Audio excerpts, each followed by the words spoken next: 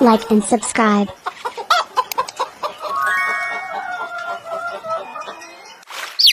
This is a chick. Chick.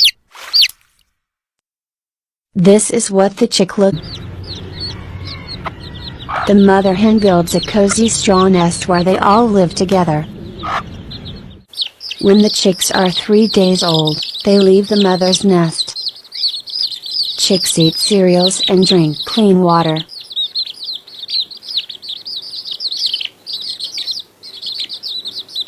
When the mother hen is not around, the chicks huddle together to keep warm.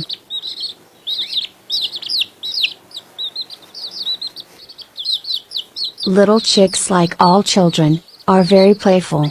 If you hang a swing for them, they will be happy to ride on them.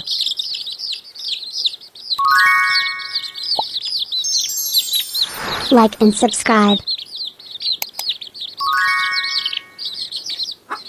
When the chicks grow up a little, the mother hen takes them out to graze on the grass. She teaches them to extract bugs and worms from the ground.